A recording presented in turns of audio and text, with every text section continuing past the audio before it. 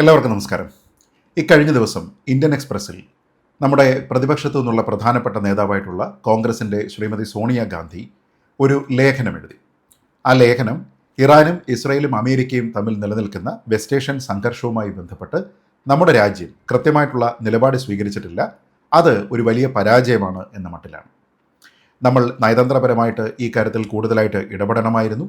മനുഷ്യാവകാശ ധ്വംസനമൊക്കെ തന്നെ നടക്കുന്ന സമയത്ത് നമ്മൾ ഒരു വിശ്വഗുരു എന്ന നിലയ്ക്ക് അതിൽ ഇടപെടണമായിരുന്നു എന്നൊക്കെ പറഞ്ഞുകൊണ്ട് കോൺഗ്രസിൻ്റെയും മറ്റ് ഭരണവിരുദ്ധരായിട്ടുള്ള നിരവധി ആൾക്കാർ പറയുന്ന കാര്യങ്ങളുടെ എല്ലാം തന്നെ ഒരു രത്ന ചുരുക്കം എന്ന മട്ടിൽ ആ ആർട്ടിക്കിളിനെ നമുക്ക് കാണാം.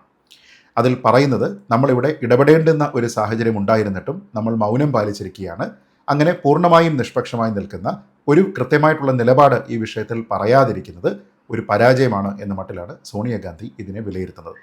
ഇനി നേരത്തെ കോൺഗ്രസ് സർക്കാരാണെങ്കിലും അതല്ല എങ്കിൽ അടൽ ബിഹാരി വാജ്പേയി സർക്കാരാണെങ്കിലുമൊക്കെ പല കാര്യങ്ങളിലും ഇറാന് അനുകൂലമായിട്ടുള്ള തീരുമാനമെടുത്തിരിക്കുന്നതിനെക്കുറിച്ച്, അതേപോലെ തന്നെ ഇറാൻ ഇന്ത്യക്ക് അനുകൂലമായിട്ടുള്ള തീരുമാനങ്ങൾ എടുത്തിരിക്കുന്നതിനെക്കുറിച്ച് ഒക്കെ തന്നെ സോണിയാഗാന്ധി ഈ ലേഖനത്തിൽ വിശദീകരിക്കുന്നുണ്ട്.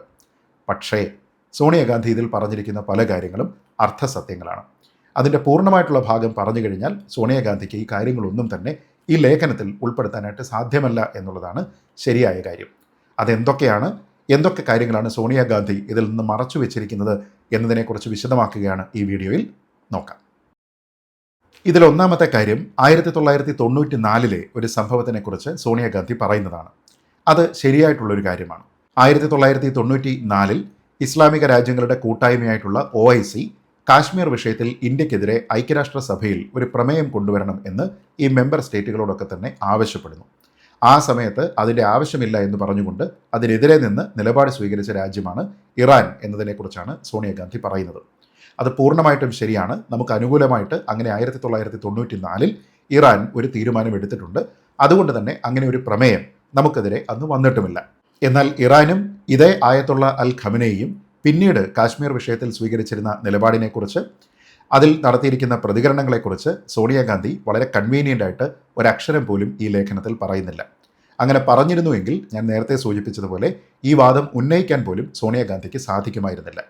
2010 ഇതേ ആയത്തുള്ള അൽ ഖമനേയി പറഞ്ഞത് കാശ്മീർ ജനതയുടെ ചെറുത്തുനിൽപ്പിനും പോരാട്ടത്തിനും ആഗോള മുസ്ലിം സമൂഹത്തിൻ്റെ പൂർണ്ണമായിട്ടുള്ള പിന്തുണയുണ്ടാകണം എന്നാണ്. ആർക്കെതിരെയുള്ള ചെറുത്തുനിൽപ്പ്, ആർക്കെതിരെയുള്ള പോരാട്ടം. ഒരു സ്വതന്ത്ര രാജ്യമായിട്ട് കാശ്മീർ മാറണം എന്നതിൻ്റെ അടിസ്ഥാനത്തിൽ, ഇന്ത്യൻ യൂണിയനിൽ നിന്ന് കാശ്മീരിനെ വേർപെടുത്തണം എന്നതിൻ്റെ അടിസ്ഥാനത്തിൽ അവിടുത്തെ ജനത സ്വാതന്ത്ര്യം ആഗ്രഹിക്കുന്നു എന്ന മട്ടിലാണ് അന്ന് ഖമനേയി ഈ പ്രസ്താവന നടത്തിയത്. അതിനെക്കുറിച്ച് മറ്റാര് മറന്നാലും ശ്രീമതി സോണിയാഗാന്ധി മറക്കാൻ പാടില്ല. കാരണം അന്നത്തെ സമയത്ത് ഇങ്ങനെ ഒരു പ്രസ്താവന ഖമനേയിയുടെ ഭാഗത്തു നിന്നുണ്ടായപ്പോൾ നമ്മൾ അത് ആ രാജ്യത്തിൻ്റെ പ്രസ്താവനയായി കണ്ടുകൊണ്ട് ഇവിടെ ഇറാൻ്റെ ഔദ്യോഗിക നയതന്ത്ര പ്രതിനിധിയെ വിളിച്ചു വരുത്തി നമ്മുടെ വിദേശകാര്യ മന്ത്രാലയം അദ്ദേഹത്തിനോട് ഔദ്യോഗികമായിട്ട് പരാതിപ്പെടുകയാണ് ഉണ്ടായത്. എന്നിട്ട് അതിനുശേഷം ഐക്യരാഷ്ട്ര സംഘടനയിൽ ഇറാനിലെ മനുഷ്യാവകാശ വിരുദ്ധ പ്രവർത്തനങ്ങളെക്കുറിച്ചിട്ടുള്ള ഒരു പ്രമേയം അവതരിപ്പിച്ചപ്പോൾ സാധാരണ ഇറാനെ അനുകൂലിച്ച് വോട്ട് ചെയ്യേണ്ടത് നമ്മൾ അന്ന് ആ വോട്ടെടുപ്പിൽ നിന്ന് മാറി നിന്നാണ് ഇറാനെതിരായിട്ടുള്ള പ്രതിഷേധം നമ്മൾ രേഖപ്പെടുത്തിയത്. ഈ രണ്ട് സംഭവങ്ങൾ നടക്കുന്ന സമയത്ത് UPA ആണ് ഇന്ത്യ ഭരിക്കുന്നത്, കോൺഗ്രസ് ആണ് ഇന്ത്യ ഭരിക്കുന്നത്. UPAയുടെ ചെയർപേഴ്സൻ്റെ പേര് ശ്രീമതി സോണിയാഗാന്ധി എന്നാണ്. അതുകൂടാതെ അന്ന് ഒരു നാഷണൽ അഡ്വൈസറി കൗൺസിൽ ഉണ്ടായിരുന്നു. ആ കൗൺസിൽ പ്രധാനമന്ത്രിയെ കൂടി ഉപദേശിക്കുന്നതിന് വേണ്ടിയിട്ട് രൂപപ്പെട്ടിരിക്കുന്ന ഒരു സമിതിയാണ് എന്നുള്ള വിമർശനം പരക്കെ ഉണ്ടായിരുന്നു. ആ സമിതിയുടെ ചെയർപേഴ്സണായിരുന്ന ആളിൻ്റെ പേരും ശ്രീമതി സോണിയാഗാന്ധി എന്ന് തന്നെയാണ്. അപ്പോൾ പിന്നീട് ഇറാൻ സ്വീകരിച്ചിരിക്കുന്ന നിലപാടുകളെക്കുറിച്ച്, കാശ്മീർ വിഷയത്തിൽ നമ്മൾ അവരോട് പരാതിപ്പെടേണ്ടുന്ന സാഹചര്യം ഉണ്ടായതിനെക്കുറിച്ച്, അവർക്കെതിരെ നടപടി സ്വീകരിച്ചതിനെക്കുറിച്ച് ഈ ലേഖനത്തിൽ ശ്രീമതി സോണിയാഗാന്ധി വളരെ സൗകര്യപൂർവ്വം ഒരക്ഷരം പോലും പറഞ്ഞിട്ടില്ല എന്നുള്ളതാണ് വസ്തുത. ഇനി മറ്റൊരു കാര്യത്തിലേക്ക് പോകാം. സോണിയാഗാന്ധി പറയുന്നത് ഒരു സ്വതന്ത്ര പരമാധികാര രാജ്യമായിട്ടുള്ള ഇറാനിലേക്ക് മറ്റു പല ഗൂഢലക്ഷ്യങ്ങളുടെയും താല്പര്യങ്ങളുടെയും അടിസ്ഥാനത്തിൽ ഇസ്രയേലും ഒപ്പം US ഒക്കെ തന്നെ ചേർന്ന് ആക്രമണം നടത്തുകയാണ്. അവിടുത്തെ പരമാധികാരിയായിട്ടുള്ള ആളിനെ അവർ വധിക്കുകയും ചെയ്തു. ഈ സമയത്ത് നമ്മൾ പ്രതികരിക്കണമായിരുന്നു. ആ പ്രതികരിക്കാതിരിക്കുന്നത്, ആ സൈലൻസ് എന്നത് ആബ്ഡിക്ഷനാണ് എന്നാണ് അവർ പറയുന്നത്. എന്നാൽ ഇതേ കോൺഗ്രസ് ഭരിക്കുന്ന സോണിയാഗാന്ധിക്ക് ഭരണത്തിൽ വലിയ സ്വാധീനമുണ്ടായിരുന്ന ചില കാലഘട്ടങ്ങളിൽ നമ്മൾ സ്വീകരിച്ചിരുന്ന സമാനമായ വിഷയങ്ങളിലെ നിലപാടുകൾ എന്താണ് എന്നതിനെക്കുറിച്ച് കൂടി നമ്മൾ ചിന്തിക്കണം. 2006 വെപ്പൺസ് ഓഫ് മാസ് ഡിസ്ട്രക്ഷൻ ഇറാഖിൽ സൂക്ഷിക്കുന്നുണ്ട് എന്ന് പറഞ്ഞുകൊണ്ട് ഇറാഖിൻ്റെ പരമാധികാരിയും ഭരണാധികാരിയും ഒക്കെ ആയിട്ടുള്ള സദ്ദാം ഹുസൈനെതിരെ ഇതേ അമേരിക്ക അതിശക്തമായിട്ടുള്ള നടപടികൾ സ്വീകരിക്കുന്നത്. വളരെ വൺ സൈഡഡ് ആയിട്ടുള്ള ഒരു ട്രയലാണ് അദ്ദേഹത്തിന് കിട്ടിയത്. അവസാനം അദ്ദേഹത്തിനെ എല്ലാ മനുഷ്യാവകാശങ്ങളെയും കാറ്റിൽ പറത്തിക്കൊണ്ട് തൂക്കിക്കൊല്ലുകയാണ് ഉണ്ടായത്. അങ്ങനെ തൂക്കിക്കൊന്നപ്പോൾ കോൺഗ്രസ് ഭരിക്കുന്ന നമ്മുടെ രാജ്യം അതിനോട് പ്രതികരിച്ചത് എങ്ങനെയാണ്? നമ്മൾ ഒരു സ്വതന്ത്ര പരമാധികാര രാജ്യത്തിനെതിരായിട്ടുള്ള ആക്രമണത്തിനെ അപലപിക്കുകയാണോ ഉണ്ടായത്, അതോ ദൗർഭാഗ്യകരമായിട്ടുള്ള സംഭവം എന്നുള്ള ഏറ്റവും പരിമിതമായിട്ടുള്ള ഒരു പ്രസ്താവന ഇറക്കുകയാണോ ചെയ്തത്? സത്യത്തിൽ സംഭവിച്ചത് രണ്ടാമത്തേതാണ്. സോണിയാഗാന്ധി അതിനെക്കുറിച്ച് ഒരക്ഷരം പോലും മിണ്ടുന്നില്ല. അപ്പോൾ ഖമനേയി കൊല്ലപ്പെടുന്ന സമയത്ത് ഒരു നിലപാട്, അത് BJP ഭരിക്കുന്നു എന്നതുകൊണ്ട്, എന്നാൽ സദ്ദാം ഹുസൈൻ കൊല ചെയ്യപ്പെടുന്ന സമയത്ത് മറ്റൊരു നിലപാട്, കാരണം അന്ന് ഭരണം ഞങ്ങളുടേതാണ് എന്ന രീതിയിൽ. ഇതും ഇരട്ടത്താപ്പ് തന്നെയാണ്. ഇനി ആൾക്കാർ പറയാൻ സാധ്യതയുള്ള ഒരു കാര്യം, നോക്കൂ, ഞങ്ങൾ അതിനെ അപലപിച്ചിട്ടില്ല എങ്കിലും അത് ദൗർഭാഗ്യകരമായിട്ടുള്ള ഒരു വസ്തുതയാണ് എന്നെങ്കിലും പറഞ്ഞല്ലോ എന്നുള്ളതാണ്. അത്രയും പോലും ഇറാൻ്റെ കാര്യത്തിൽ ഇന്ത്യ പറഞ്ഞില്ലല്ലോ എന്ന് വേണമെങ്കിൽ പറയാം. ഇന്ത്യക്ക് ഇനിയും പ്രതികരിക്കാനായിട്ടുള്ള സമയമുണ്ട്. നമ്മൾ ഒരുപക്ഷെ അതുമായി ബന്ധപ്പെട്ട് പ്രതികരിച്ചേക്കാം. ദൗർഭാഗ്യകരമായിട്ടുള്ള ഒരു സംഭവമാണ് നടന്നത് എന്ന് ഒരുപക്ഷെ പറഞ്ഞേക്കാം. പക്ഷേ അവസരം കിട്ടിയിട്ടും UPA സർക്കാർ, കോൺഗ്രസ് സർക്കാർ, സോണിയാഗാന്ധിക്ക് സ്വാധീനമുള്ള സർക്കാർ ഇത്തരത്തിലുള്ള മറ്റൊരു സംഭവം നടന്നപ്പോൾ ഒരു പ്രതികരണവും നടത്തിയിട്ടില്ല. സംഭവം നടന്നത് ലിബിയയിലാണ്. അവിടെ ഒരു വലിയ കലാപവും യുദ്ധവും ഒക്കെ ഉണ്ടാകുന്നു. അവിടെ പ്രതിഷേധക്കാരെല്ലാവരും ചേർന്ന് 2011 അവിടുത്തെ ഭരണാധികാരിയായിട്ടുള്ള മുഅമ്മർ ഗദ്ദാഫിയെ വധിക്കുന്നു. അതിന് നേറ്റോയുടെ ശക്തമായിട്ടുള്ള പിന്തുണയുണ്ടായിരുന്നു. അവരുടെ എയർ സ്ട്രൈക്കും മറ്റും അവരെ കൂടുതൽ സഹായിച്ചിരുന്നു. ആ വിഷയത്തിനെ തുടർന്ന് ദൗർഭാഗ്യകരം എന്ന് പോലും കോൺഗ്രസ് സർക്കാർ അന്ന് പ്രതികരിച്ചിരുന്നില്ല. ഒരു തരത്തിലും ആ സംഭവത്തിനെ നമ്മൾ അപലപിച്ചില്ല.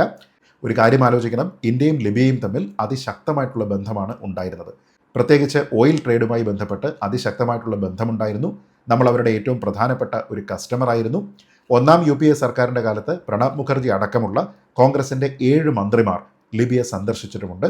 അതിൽ പ്രണബ് മുഖർജി അടക്കമുള്ള ആൾക്കാർ ഗദ്ദാഫിയുമായി കൂടിക്കാഴ്ചയും നടത്തിയിട്ടുണ്ട്. അങ്ങനെ സുദൃഢമായിട്ടുള്ള ബന്ധമുള്ള, നല്ല രീതിയിലത്തേക്കുള്ള പരസ്പര സഹകരണമുള്ള 2 രാജ്യങ്ങളാണ്.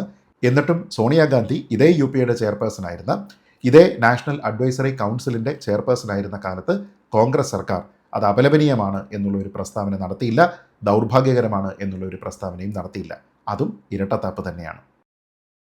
അങ്ങനെ 3 ഇരട്ടത്താപ്പുകളെക്കുറിച്ച് പറയുമ്പോൾ ഇനി 4ാമത് ഒരു ഇരട്ടത്താപ്പ് കൂടിയുണ്ട്. കാരണം നമുക്ക് എല്ലാവർക്കും അറിയാം എന്ത് കാരണം പറഞ്ഞുകൊണ്ടാണ് ഇസ്രായേലും അമേരിക്കയും ഇറാനെ ആക്രമിക്കുന്നത്.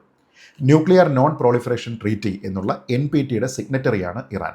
അതിൽ പറഞ്ഞിരിക്കുന്ന കണ്ടീഷൻസ് അനുസരിച്ച് അവർക്ക് സിവിലിയൻ ആവശ്യത്തിനുള്ള പവർ പ്രൊഡക്ഷന് വേണ്ടിയിട്ടുള്ള യുറേനിയം എൻറിച്ച്മെൻറ്റ് മാത്രമേ നടത്താനായിട്ട് സാധ്യമാകൂ. അത് സാധാരണഗതിയിൽ 5% താഴെയുള്ള എൻറിച്ച്മെൻറ്റാണ്.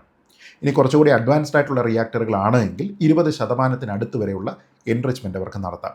പക്ഷേ 60% മുകളിലേക്ക് അവർ എൻറിച്ച്മെൻറ്റ് നടത്തുകയും പിന്നീട് അത് തുടരുകയും ചെയ്യുമ്പോൾ 90% മുകളിലേക്ക് വരികയും വെപ്പൺ ഗ്രേഡിലേക്ക് അതിൻ്റെ എൻറിച്ച്മെൻറ്റിനെ കൊണ്ടുപോവുകയുമാണ് അവരുടെ ലക്ഷ്യം എന്നതിനെക്കുറിച്ച് വളരെ കൃത്യമായിട്ടുള്ള ധാരണയുണ്ട്. അത് ലോക സമൂഹത്തിനോട് പറയുന്നത് അന്താരാഷ്ട്ര ആണവോർജ്ജ ഏജൻസിയാണ്, IAEA. ഇതേ IAEA ഈ കാരണങ്ങൾ പറഞ്ഞുകൊണ്ട് ഇറാനെതിരായിട്ട് പ്രമേയം കൊണ്ടുവരുന്ന സമയത്ത് ഇറാനെ എതിർത്തുകൊണ്ട് നമ്മുടെ രാജ്യം, അതായത് ഇറാനിൽ അനാവശ്യമായിട്ടുള്ള യുറേനിയം സമ്പുഷ്ടീകരണം നടത്തുന്നു, അത് തെറ്റായിട്ടുള്ള കാര്യമാണ്, ഇറാൻ അത് ഉപേക്ഷിക്കണം, എന്നിട്ട് ഈ NPTയുടെ കണ്ടീഷൻസ് എല്ലാം തന്നെ ഒബേ ചെയ്യണം എന്ന് പറഞ്ഞുകൊണ്ട് ഇറാനെതിരായിട്ട് 3 അവസരങ്ങളിൽ വോട്ട് ചെയ്തിട്ടുള്ള രാജ്യമാണ് ഇന്ത്യ. 2005, 2006, 2009 ഈ 3 വർഷങ്ങളിലും നമ്മുടെ രാജ്യം ഭരിക്കുന്നത് കോൺഗ്രസ് സർക്കാരാണ്. സോണിയാഗാന്ധിക്ക് വലിയ സ്റ്റേക്കുള്ള ഒരു സർക്കാരാണ്. പക്ഷേ എന്നിട്ടും ഇറാനെതിരായിട്ടാണ് നമ്മൾ വോട്ട് ചെയ്തത്. ഏതെങ്കിലും തരത്തിൽ നമ്മൾ അവരോടൊപ്പം നിൽക്കുന്ന നിലപാട് സ്വീകരിച്ചില്ല എന്നുള്ളതാണ് വസ്തുത എന്നുള്ളത് ശ്രീമതി സോണിയാഗാന്ധി ഓർക്കണം. അതുകൊണ്ട് ഇരട്ടത്താപ്പിന് ഏതറ്റം വരെ നമുക്ക് പോകാം എന്നതിനെക്കുറിച്ച് കോൺഗ്രസ്സുകാർ കൂടി ചിന്തിക്കണം. നമ്മളിവിടെ ഒരുപക്ഷെ വളരെ മെഷേർഡായിട്ടുള്ള, വളരെ ഡിലേഡ് ആയിട്ടുള്ള ഒരു റെസ്പോൺസ് മാത്രമായിരിക്കും ഇറാൻ്റെ കാര്യത്തിൽ നടത്തുക. ഖമനയുടെ കാര്യത്തിലും അങ്ങനെ തന്നെയാകാനുള്ള സാധ്യത മാത്രമേ ഉള്ളൂ. അത് ഇൻ്റർനാഷണൽ ഡിപ്ലോമസിയുടെ പാഠങ്ങൾ അറിയാവുന്ന ആൾക്കാരെ സംബന്ധിച്ചിടത്തോളം 100% ജസ്റ്റിഫൈഡ് ആയിട്ടുള്ള ഒരു കാര്യമാണ്. നമ്മുടെ രാജ്യം എന്നത് കുറേയധികം ദേശീയ താല്പര്യങ്ങളുടെ അടിസ്ഥാനത്തിൽ പ്രവർത്തിക്കുന്ന ഒരു നേഷൻ സ്റ്റേറ്റാണ്.